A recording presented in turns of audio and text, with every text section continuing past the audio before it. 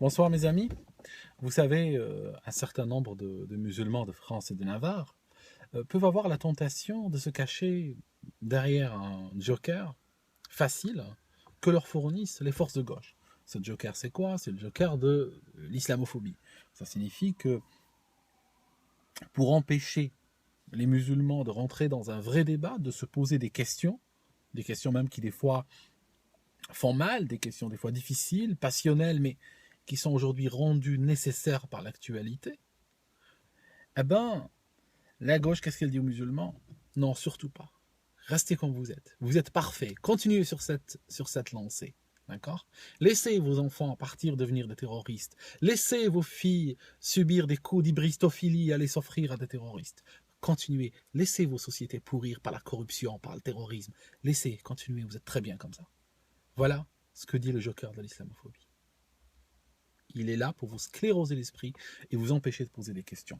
Je vous invite, pour ceux qui ont l'esprit ouvert et ont envie d'aller regarder ce que disent les autres, d'aller chercher dans des sources parfois originales pour elles, je vous donne un exemple. Cherchez une vidéo de Simon Epstein qu'il donne à Mémorial de Yad Vashem. Vous savez ce qu'il dit? Il dit ça devant... Il ne dit pas ça pour les Français. Il est en Israël, il est devant un panel de juifs professionnels, il est là dans un contexte 100% juif. Vous savez ce qu'il dit? Il dit que les gens qui ont persécuté les juifs durant la Deuxième Guerre mondiale en France, il fait allusion aux gens de Vichy entre autres, il dit que avant la guerre, c'était des philosémites. D'accord? C'était des gens qui luttaient contre l'antisémitisme, qui luttaient contre le racisme. On les retrouvait à la tête d'associations qui luttaient contre ça. On les retrouvait à écrire des articles, des pamphlets philosémites. Et ils ont attendu jusque l'heure se retourne et ils ont été les premiers à retourner leur veste. D'accord? Donc ces gens qui vous parlent d'islamophobie, si ça se trouve, si ça tourne mal, ils seraient les premiers à vous entuber. Et vous iriez vous cacher chez des islamophobes, hein, vous comprenez? Et ça n'aurait pas été la première fois de l'histoire que ça se passe. Ok? Donc, ce que je suis en train de faire est un travail extrêmement ingrat. Pourquoi? Parce que je soulève ces questions, n'est-ce pas? Je trouve que c'est un devoir moral aujourd'hui de soulever ces questions. On n'a pas le choix, on ne peut pas y échapper. Hein, c'est une obligation. Et bien sûr, beaucoup de gens, parce que nos sociétés, les sociétés arabo-musulmanes, n'ont pas été conçues sur le principe du débat, sur le dialogue et tout ça, mais sont plutôt fondées sur le principe du dogme. Il y a le dogme, quelque chose qu'on te met dans la tête depuis que tu es tout petit. Et puis, finalement, si tu regardes bien, c'est que c'est quelque chose que tu n'as jamais vérifié. Hein. Tu l'as toujours considéré comme ça, parce que tout le monde le pense, tu l'as toujours pensé, donc c'est vrai. D'accord? Là où l'occidental dirait plutôt je pense, donc je suis, hein, tu comprends, je pense, donc il va tirer une conclusion sur lui-même, hein, sur sa gueule hein, à la fin. L'arabo-musulman semble plutôt être dans l'optique je pense, donc ça est. Hein. Donc si je pense la chose, ça devient un fait, ça devient une réalité, tu comprends?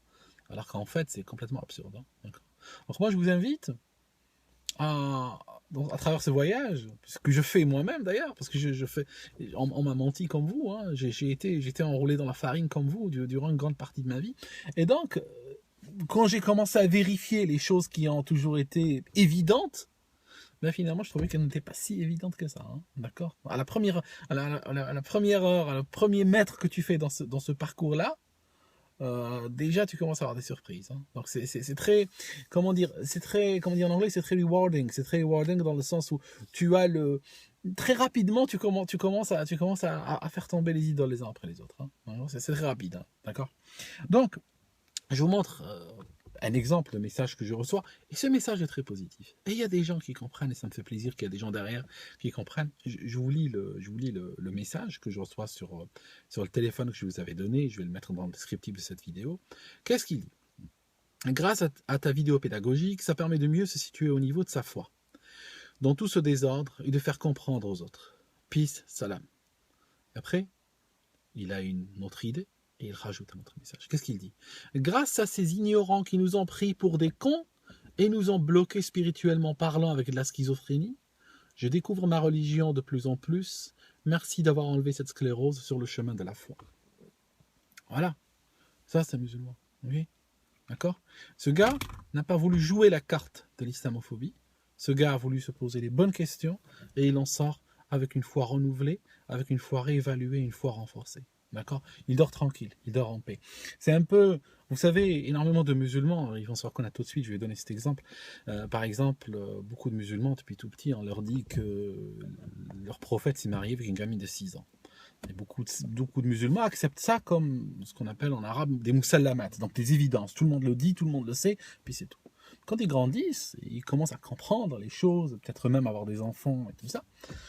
C'est vrai qu'après ils disent waouh, il s'est marié avec une gamine de 6 ans. Alors, ils sont divisés à l'intérieur parce que ils savent que c'est mal, mais d'un autre côté, ils ont un interdit qui leur dit ah, mais c'est ton prophète, tu peux pas penser qu'il a fait le mal. Et puis, ils restent divisés à l'intérieur. Et quand arrive l'islamophobe sur un forum et tout ça, il leur sert la carte, clac, comme ça. Ton prophète s'est marié avec une gamine de 6 ans, honte à toi. Qu'est-ce qu'il fait? Il est obligé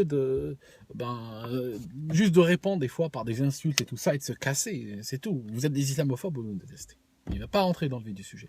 Maintenant, le jour où il voit des vidéos, comme par exemple celle que j'ai faite moi, mais il y en a plein, il y a plein de gens qui ont cherché, qui ont travaillé sur ce thème-là, et lui disent que non, on n'avait pas 6 ans, mais il y a pas de, c'est pas solide ce truc, c'est bidon. Beaucoup de gens se sentent, ils se disent, waouh, ça m'enlève un poids quand même. Vous comprenez? Donc le fait de se poser les bonnes questions, d'aller chercher, ne va pas faire effondrer complètement ta foi et comme les imams qui cherchent à te manipuler mentalement te le font croire. Non, pas du tout. Tu sortiras plus fort, plus libre, plus tranquille, plus équilibré, plus en accord, en harmonie avec ta spiritualité, ton humanité et le monde qui t'entoure. Tu comprends? Bon, aujourd'hui, je vais vous donner un exemple. Bon, c'est un exemple un petit peu extrême, mais il faut bien comprendre une chose. Je vais continuer juste à expliquer un point vraiment critique, un point important. Être musulman, c'est quoi? Grosso modo, si je prends les bases, le minimum, vraiment le ground zéro, le minimum du minimum. Il faut croire en Allah, qui est le Dieu, il faut croire en Mohammed, qui est son prophète, et il faut croire au Coran, qui est le livre sacré révélé par Dieu à travers le prophète Mohammed.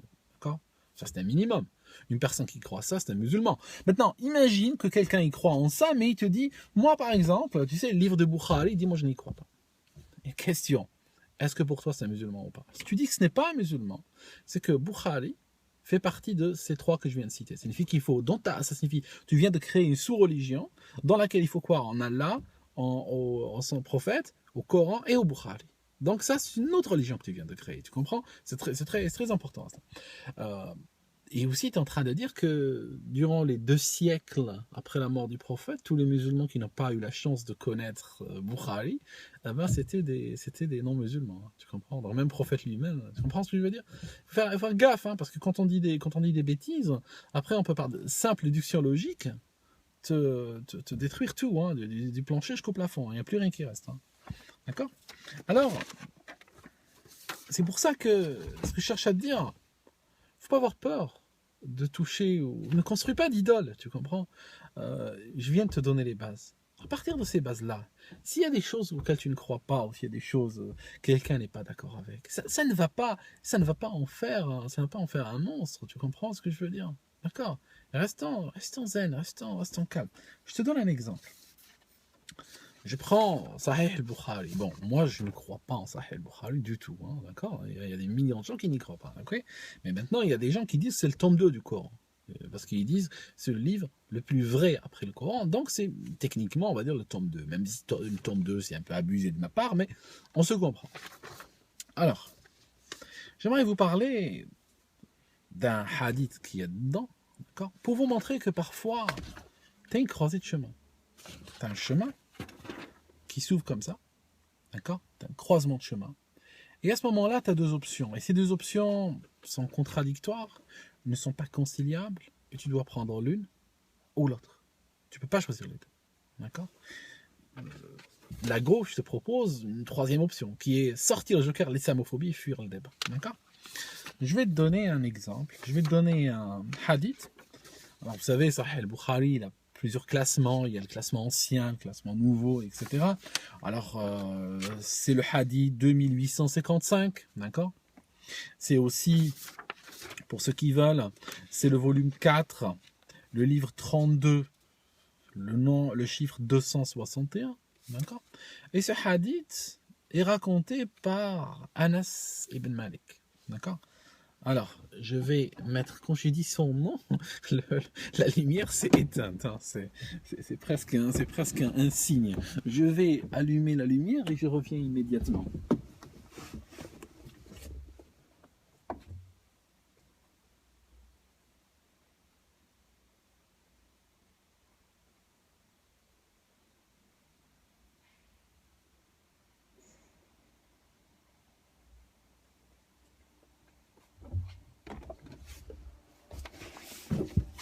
Ok, donc je suis de retour.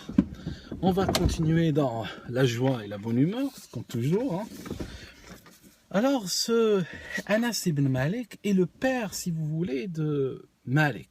Malik ibn Anas. Alors, les noms sont un petit peu symétriques comme ça. Donc, tu dis, attends, Malik ibn Anas, Anas ibn Malik, ça fait un petit peu. Alors, oui, Anas ibn Malik, si tu veux, c'était un serviteur, il a été serviteur chez le prophète. Durant les 10 dernières années, 9 ans pour être précis, de sa vie, il était serviteur chez lui. Il dit lui-même, témoignage très honnête par ailleurs, et il dit, il ne me battait pas. Hein. Ce qui vous montre que, comparativement, il compare par rapport à quoi? Il dit, il ne me battait pas, il était très gentil, il ne me battait pas. Hein. Il dit que mon maître ne me battait pas. Ça signifie que, dans sa position, usuellement chez d'autres maîtres, battre des gens de son niveau était quelque chose de tout à fait plausible. C'est pour ça qu'il s'est senti, quand même, il s'est senti donc autorisé à justement expliciter le fait qu'il n'était pas battu. D'accord? Donc vous voyez quel genre de personnage c'était. C'était quelqu'un qui servait donc le prophète, mais ce n'était pas, on va dire, un intime. Bon, tu peux dire c'est un intime dans le sens où il le côtoyait tous les jours, etc. Mais ça ne va pas en faire de lui un disciple, par exemple, ou quelque chose de cette nature-là. Alors, durant toute sa période de vie avec le prophète, il va toujours dire des choses très sympas sur lui. D'ailleurs, même après sa mort, il va continuer à dire des choses sympas. Et Anas ibn Malik va faire un enfant qu'il va appeler donc Malik, qui deviendra l'imam Malik, qui va fonder l'école malikite qu'on connaît bien. Alors, plus tard, il va assister, comme je vous l'ai raconté dans la vidéo que j'ai faite l'année dernière, il va assister à l'assassinat du 3e calife, qui est Othman, et il va assister même à son enterrement. C'est Tabari qui va rapporter ça. Vous avez l'histoire où le corps est porté sur une porte, et la tête tape pendant que ceux qui cherchent à enterrer le corps discrètement la nuit courent à travers le cimetière. Ce témoignage est de lui, et ce témoignage très graphique qui est donc dans le livre de Tabari. Mais on n'est pas là pour ça aujourd'hui. Alors, ce qui se passe, c'est que par la suite, Anas ibn Malik va devenir proche des Omeyyades. D'accord? De Bani Umayyad. Alors, les Omeyyades, comme vous le savez, vous avez raconté qu'un de leurs actes fondateurs a été l'assassinat donc de la famille du prophète, l'attaque de Médine et le viol massif de ses femmes, l'attaque de la Mecque et le bombardement même de la Kaaba, etc.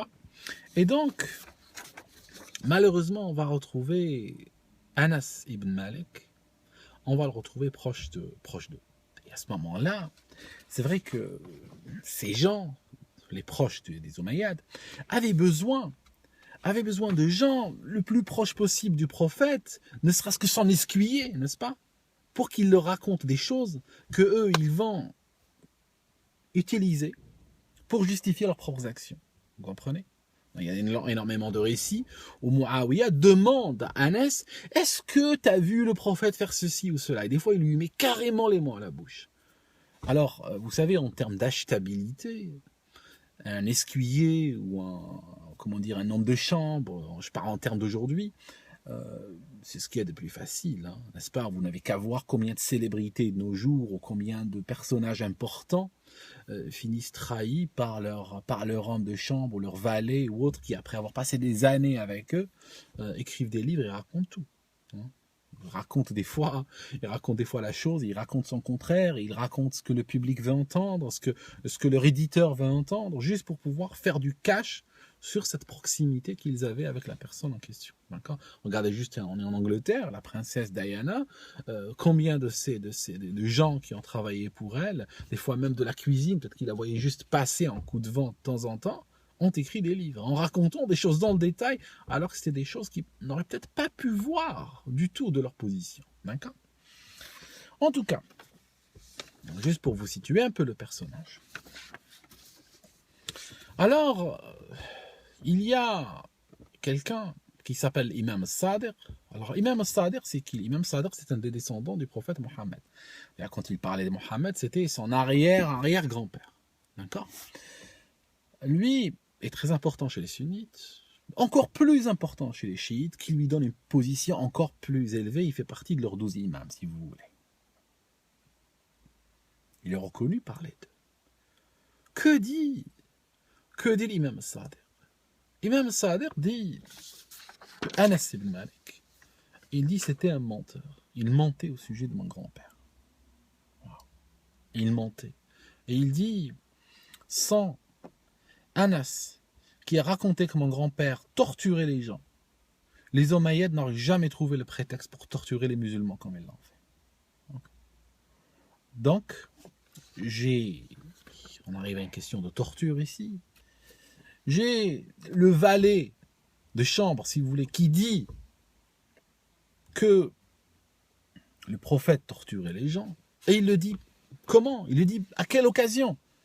Il le dit quand il est chez un tortionnaire réputé, okay, que la majorité des musulmans, même sunnites, ne respectent pas Muawiyah. D'accord? Il le dit alors qu'il est chez lui. Et en même temps, on a le descendant du prophète qui dit que mon grand-père n'a jamais fait ça. Et ce gars est un menteur. Prends la parole de qui, en fait? Prends la parole de qui? Bon, je prends le Bukhari maintenant. Et je vais vous citer le hadith dont je vous avais donné les références déjà au début de cette vidéo. Je l'ai trouvé en arabe. Je vous montre en arabe. Vous pouvez arrêter la vidéo, prendre une capture d'écran, mais ne vous cassez pas la tête. Je vais vous mettre les captures d'écran dans le descriptif de cette vidéo. D'accord? Comme ça, ce sera plus facile pour vous. Et là, j'ai eu en anglais. Alors, c'est pas toujours facile d'obtenir ça en anglais. Ne le cherchez pas en français parce que j'ai cherché un petit peu Sahih al-Bukhari en français. Et la majorité des sites qui arrivent en premier lieu tentent de vous distribuer des virus et des fichiers zip avec un PDF à l'intérieur et un virus, etc. Donc, franchement, c'est très dur de l'obtenir en version française intégrale, mais en arabe et en anglais, il semble être disponible. Alors, que dit l'histoire? L'histoire dit que elle est racontée d'après Anas, justement. D'accord? Elle est racontée d'après Anas. Ça, c'est le problème. Il dit, je vais vous lire la phrase en arabe, comme ça les arabophones peuvent entendre, et je vais la traduire immédiatement. Et ceux qui sentent un petit peu fragiles ou autres, s'il vous plaît, peut-être vous n'avez pas envie d'entendre ce qui va venir. حتى أوتي بهم فقطع أيديهم وأرجلهم ثم أمر بمسامير فأحميت فكحلهم بها وطرحهم بالحرة يستسقون فما يسقون حتى ماتوا. D'accord? Ok, donc tout ça, ça peut peut-être sembler cryptique à certains, mais je vais vous traduire tout de suite. En fait, il dit, on les a ramenés. Donc en fait, il y avait quelques personnes, je crois on parle de 2 personnes qui ont été quelque part, ils ont tué un berger, tout ça. Bon, c'était des criminels très simples. Donc on défend pas ici leur cause, on défend pas ici leur crime, c'est clair. Mais on va rebondir sur ce qui s'est passé avec. Hein. Donc on les a ramenés et donc on les a ramenés au prophète. Et qu'est-ce qu'il a fait ou il a fait faire sous ses ordres et ses instructions? On a fait couper leurs jambes et leurs bras, d'accord, Et il a ordonné, qui a ordonné? Le prophète Mohammed. Il a ordonné, ça c'est Bukhari, hein, c'est pas un livre olé olé, c'est vraiment Bukhari, Sahih al-Bukhari, ce que vous appelez Sahih al-Bukhari. Et il a ordonné qu'on ramène des clous qui ont été chauffés et il les a aveuglés avec. Il leur a mis les clous brûlants, chauds, hein, dans les yeux. Et on les a jetés bil Hurra. Alors le Hurra, c'est une zone à peu près semi-désertique près de Médine. Enfin, semi-désertique près de Médine, c'est un euphémisme avec le désert autour. Donc, il les a jetés dans le désert et il demandait l'eau, d'accord? Yastasquna, il demandait l'eau. Fama yusqaun, et on ne leur donnait pas l'eau jusqu'à ce qu'ils meurent. Voilà. Ça, c'est raconté noir sur blanc par Al-Bukhari citant Anas ibn Malik, d'accord, qui a enfanté donc Malik, qui lui a donné le même nom que son père. C'était très courant à l'époque. C'est comme vous avez Hussein ibn Ali, après son fils s'appelle Ali ibn al-Hussein, etc. Puis c'était très courant à l'époque qu'un homme donne à son premier enfant, hein, l'aîné en général, lui donne le nom de son propre père. Donc voilà, ça crée des séquences comme ça. Mais enfin, l'important ici, c'est que nous devons choisir. Hein.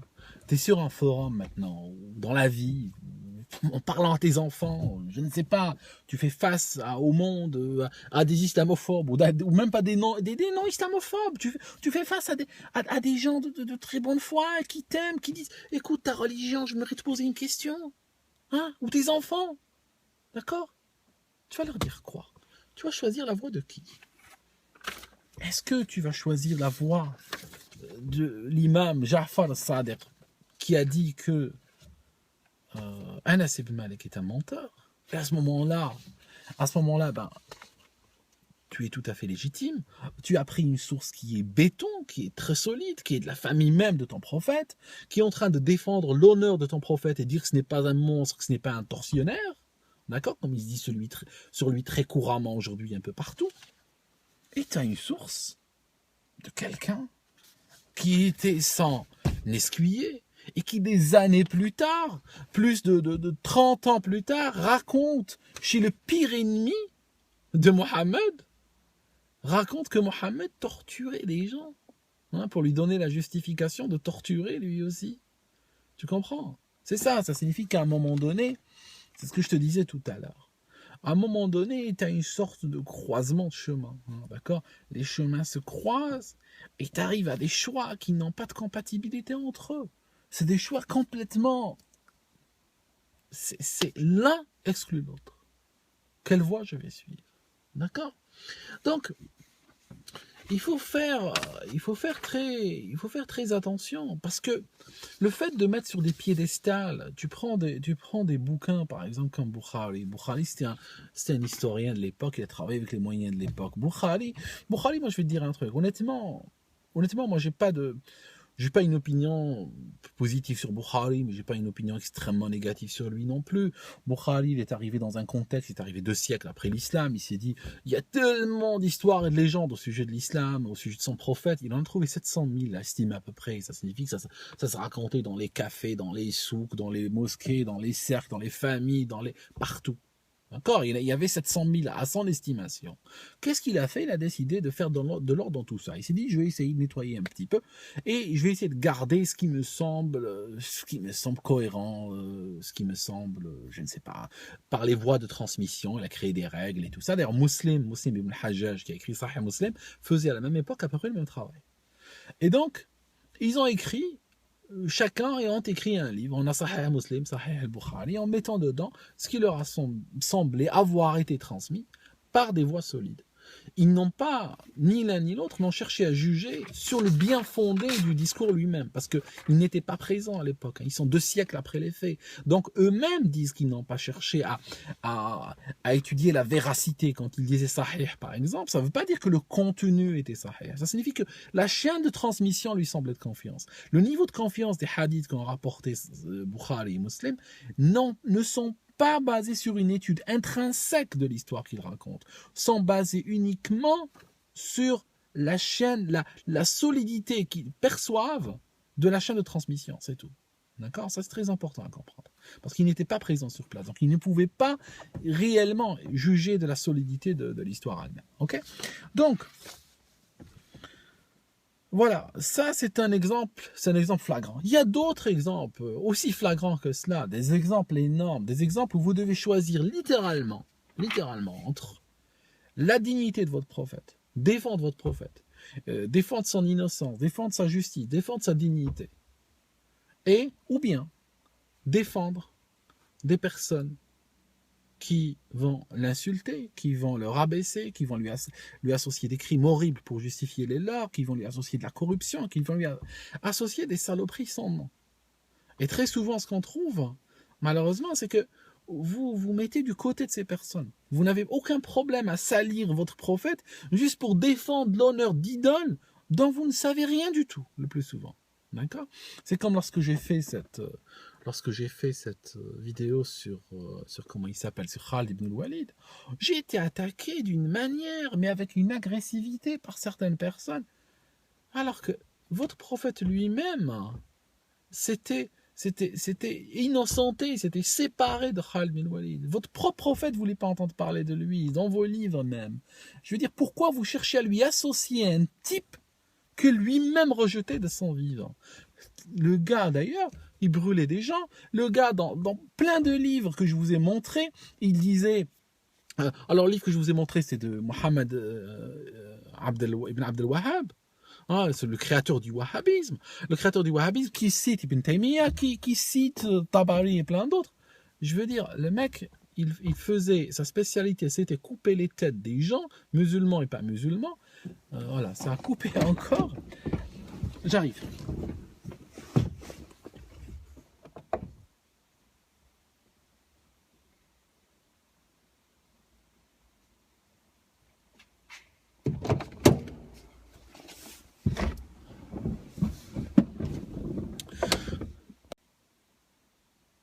Donc Khalid ibn al-Walid, ce qu'il faisait, sa spécialité dans tous les livres qui rapportent ces histoires, sa spécialité c'était d'attaquer des villages et autres, de tuer les habitants, mettre les femmes et les enfants en esclavage, ça signifie en esclavage, vous avez compris, en esclavage sexuel et autres, et les hommes coupaient leur tête et les utilisaient comme support de bouilloire. D'accord? J'avais partagé avec vous le livre d'Abdel Wahhab, de Mohammed ibn Abdel Wahhab, qui disait qu'aucun homme, il disait lui à ses hommes, aucun homme ce soir ne chauffera une bouilloire sans que les supports de cette bouilloire ne soient pas les têtes d'êtres humains. Oh les gars, quand même. Je dis réveillez-vous, qu'est-ce qu'il faut qu'il fasse? Je veux dire, attendez, si un type bien, hein, c'est ce que vous défendez chez vous fait ça, je me demande ce que vos salopards font. C'est arrêtez les gars quoi. Je veux dire il faut vous réveiller un petit peu quoi. On vous a pas lavé le cerveau jusqu'à ce point. C'est ça, à ce stade-là, ça devient de l'idolâtrie. Ça signifie quand on vous empile les preuves que quelqu'un faisait des saloperies et puis vous voulez pas vous en séparer et puis pour le défendre, qu'est-ce que vous dites? Vous dites ah non, c'était le copain intime du prophète exprès. Donc vous êtes prêt à salir votre prophète en l'associant avec une crapule pareille juste pour défendre la crapule. Attendez les mecs, je veux dire, des fois, il y a des limites. Hein. Il faudrait un petit peu vous réveiller, quoi. Parce que Khalid ibn al-Walid, j'entendais parler au lycée. Hein, a priori, c'était un type bien. Je savais rien. J'avais vu que c'était un type bien, quoi. Mais bon, je me suis réveillé. Je me suis dit, c'est pas parce que je pense que ça est. C'est pas parce que je pense que c'est un type bien qu'il est un type bien. D'accord? J'ai été prendre les livres. J'ai pas pris des livres d'islamophobes hein, ou non, j'ai pris des livres des livres de musulmans et j'ai trouvé dedans son histoire. C'est une catastrophe, c'est une horreur, C'est ISIS. Alors après, ne vous étonnez pas si on sacralise des personnages pareils. Ne vous étonnez pas qu'on a le terrorisme dans nos sociétés, qu'on a la violence dans nos sociétés, qu'on a l'injustice, qu'on a. Vous comprenez? Je veux dire, le mec qui posera une bombe dans un bus et tu sauteras dessus, tu auras tes intestins contre l'arbre en face, t'inquiète pas, il sera inspiré de gens comme ça. Hein. Alors si tu les défends, tu seras peut-être responsable de la bombe aussi. Hein. Tu comprends ce que je veux dire? Tu seras responsable, hein, parce que les tueurs se basent sur des idoles que toi tu es en train de défendre. Alors, je comprends tout à fait que les tueurs défendent leurs idoles. Hein. T'inquiète pas. Tu sais, C'est comme... l'autre jour, je m'étais pris la tête avec quelqu'un sur le fait que, par exemple, j'en voulais pas du tout à l'Azhar. Il m'a dit pourquoi? Azhar, c'est la mosquée la grande mosquée de l'université islamique égyptienne qui a fait énormément de fatwas, qui contiennent énormément de saloperies et tout. Elle a fait énormément de mal dans le monde musulman, si tu veux. Et en fait, j'ai dit à quelqu'un que j'en voulais pas à l'Azhar.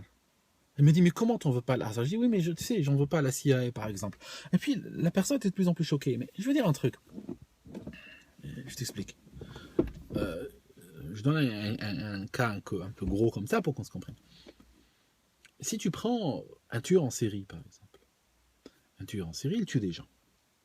Et ce tueur en série, il est pour tuer des gens. D'accord?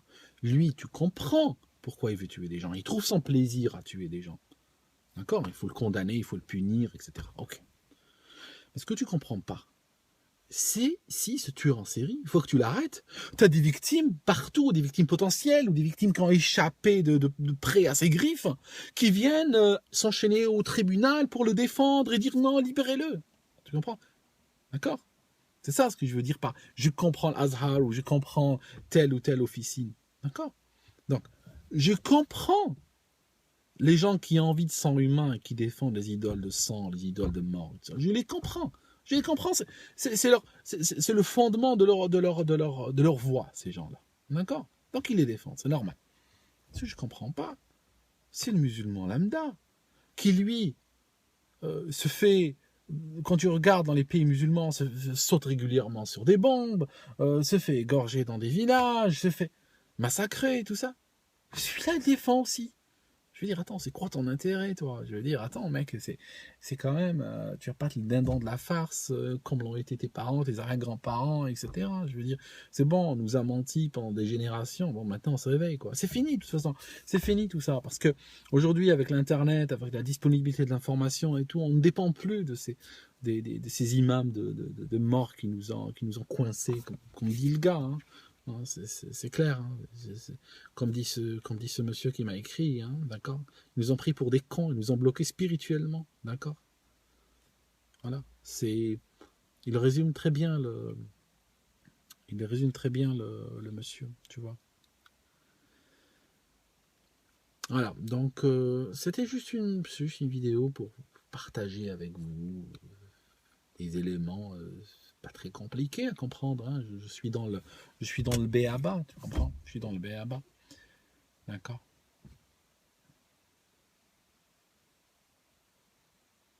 Enfin voilà mes amis, je vous laisse, je mets cette vidéo en ligne. Et puis juste un truc très important par rapport à ce que certains viennent dire. Écoutez, ce que je suis en train de dire là, durant la vidéo, je suis en train de le supporter par des textes, d'accord? Je suis en train de supporter par des textes auxquels vous croyez, ok? Donc je vous cite le Bukhari, par exemple.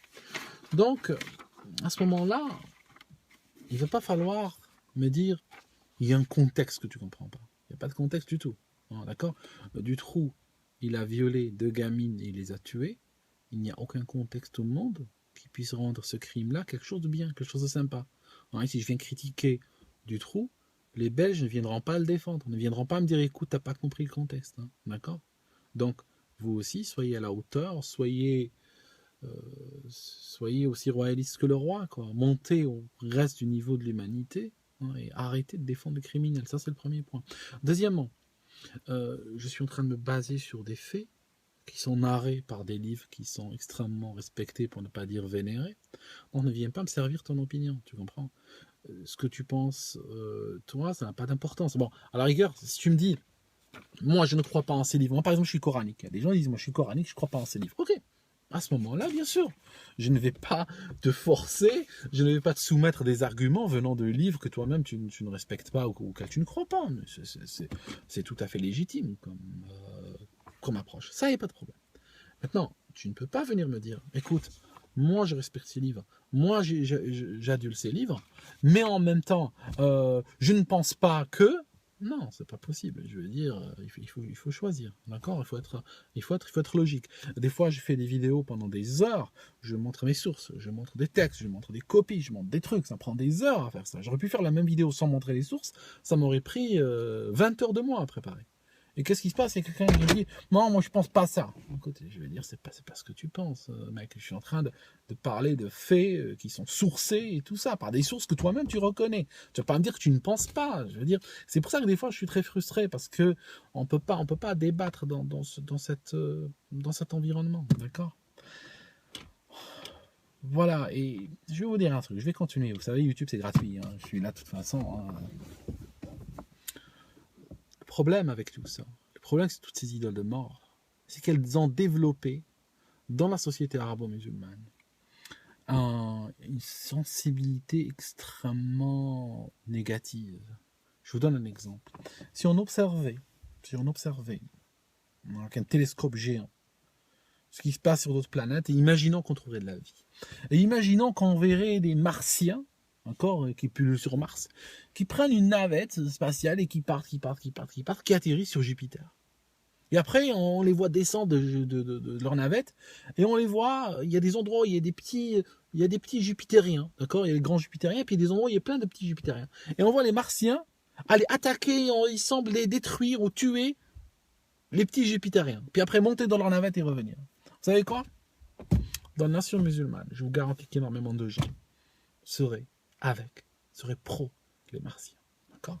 Ça signifie que on a développé chez les gamins, on nous a dressé depuis notre naissance, hein, moi aussi, hein, je veux dire, je dis pas que je suis le gros chien, moi, dans l'affaire, hein, je suis comme vous, juste j'y travaille, hein, je veux dire, je vous parle de vécu, je ne vous parle pas de théorie, hein. On nous a poussé à développer une sensibilité d'être toujours du côté de l'injuste, toujours du côté du tueur, toujours du côté de l'assassin, d'être celui. Ça signifie si un type, hein, je veux dire, un type part, je sais pas, de Mongolie, hein, part vers un autre pays que presque personne ne sait situer sur une carte, et puis qu'il se fasse sauter dans un orphelinat, ben il y en a des gens qui disent oui, il avait probablement une raison valable de le faire, hein, je veux dire, d'accord. Et la victime, elle ne donne aucune valeur, aucune, d'accord. Pour ça, parce que on a été dressé comme ça parce que ce qui s'est passé, c'est que pendant des siècles, on a eu une série non discontinue de moustachus à notre tête, hein, des dictateurs, des corrompus, des criminels, des assassins, des sanguinaires. Et ceux-là, ils ont justement voulu dresser la population pour que la population arabo-musulmane soit toujours sympathique envers eux, d'accord? Et à ce moment-là, effectivement, c'est les reliquats, les traces de sa sensibilité qu'on retrouve aujourd'hui. Voilà, donc c'est pour ça qu'on a du mal quand on veut aujourd'hui faire une sorte d'exorcisme pour essayer d'exorciser et d'enlever les figures de mort qu'il y a dans notre culture, qu'il y a dans notre société, dans le spectre plane sur nous, puis pas que sur nous seulement, sur les gens auxquels nous nous mélangeons. Il suffit on part par l'immigration, imaginons qu'il y a un pays, Corée du Nord, par zéro musulman, imaginons qu'il décide tout à coup, par je ne sais quel, peut-être qu'il recrute un conseiller français, et puis il décide d'importer, aller au hasard 100 000 musulmans de partout dans le monde. Je veux dire, forcément, là-dedans, ils auront 1000 ou 2000 terroristes et leur soutien et tout ça. Je veux dire, et même des enfants qui naissent et qui vont aller là-dedans. C'est pas par hasard que tout ça arrive, d'accord? C'est pas par hasard. Il y a une raison, il y a quelque chose qui est en train de faire ça. Et moi, je n'ai pas besoin de démontrer que ça arrive. Vous comprenez? On n'est pas à ce stade de la discussion. On ne vient pas dire que ça n'arrive pas. On n'est pas à ce stade, hein, d'accord? Donc ça, on est passé dessus. L'actualité nous montre tous les jours clairement ce qui est en train de se passer, d'accord? Donc, on n'a pas besoin de démontrer que ça arrive. On sait que ça arrive. Et si ça arrive, c'est qu'il y a une maladie, il y a une cause. Et ce qu'on cherche à trouver, c'est les causes. D'accord? Mais on ne cherche pas à dire si ça arrive, si ça n'arrive pas. Non, ça arrive. Ça c'est acquis. Dès le début de la vidéo, c'est acquis, ça. D'accord? Et maintenant, on cherche à savoir pourquoi. Et si tout allait bien, si nous vénérions que des saints, si nos livres ne racontaient que des choses positives, s'il y avait des paroles de vie dans nos écoles, dans nos mosquées, dans nos télés, dans nos rues, Vous comprenez qu'on ne serait pas comme ça, hein? On n'aurait pas pardonnez-moi l'expression, on n'aurait pas des gamines de 14-15 ans qui iraient offrir leur queue à des gens qu'elles ont vu égorger des humains sur Internet, hein. Vous comprenez, je veux dire, attendez, on est tombé bien bas, hein. On est tombé bien bas. Je veux dire, si tout ça n'est pas l'occasion de faire une introspection, je veux dire, qu'est-ce qu'il serait, hein? Je vous le demande, hein, je vous le demande, je vous pose la question. D'accord, mes bons amis. Donc j'espère que cette vidéo, peut-être un peu longue, effectivement, vous a permis je sais pas, nous permettra à tous, hein, moi aussi, d'essayer d'extérioriser ces paroles et puis de les réécouter, puis de les réabsorber, essayer de réfléchir et de comprendre. On ne peut pas faire l'économie de ça, vous savez. C'est pas une question d'islamophobie ou d'islamophilie ou je ne sais pas quoi. C'est pas une question de ça. C'est une question de... On est à des moments cruciaux, il y a des choses importantes qui sont en train de se passer. Et aujourd'hui, il faut être à la hauteur de l'histoire. C'est ça. Je pense qu'il faut être à la hauteur de l'histoire et se poser les bonnes questions. D'accord, mes amis, je vais vous laisser ici. Merci d'avoir suivi cette vidéo jusqu'à ce point. C'est comme toujours, c'est toujours un grand honneur de sentir que beaucoup de gens écoutent ces vidéos et puis parfois on tire des choses positives qu'ils viennent repartager avec moi sous forme de messages, de commentaires ou d'autres. C'est enrichissant, donc c'est un enrichissement mutuel en quelque sorte. Et puis je reviendrai bientôt. Je pense que je vais rencontrer cette semaine, un blogueur que vous connaissez bien. Je vais pas dire son nom, je vais vous le montrer plus tard parce que je ne lui ai pas demandé l'autorisation de divulguer. Vous savez, je suis peut-être le fait d'avoir vécu en Algérie, je suis toujours en mode par défaut de sujet et secret. Donc jusqu'à ce que la personne m'autorise à révéler. Donc il y a des gens qui me disent « Oh, surtout ne dis pas ça ». Mais en fait, non, par défaut, je ne dis pas. Il faudrait que tu me dises clairement. Ça, tu peux communiquer. Donc voilà, je vais rencontrer quelqu'un. Peut-être je ferai une vidéo ou deux avec lui durant le week-end. On va voir comment ça va se passer. Et puis je reviens vous voir bientôt, quoi. Ce week-end, probablement. Peut-être avant, si j'ai le temps. Merci.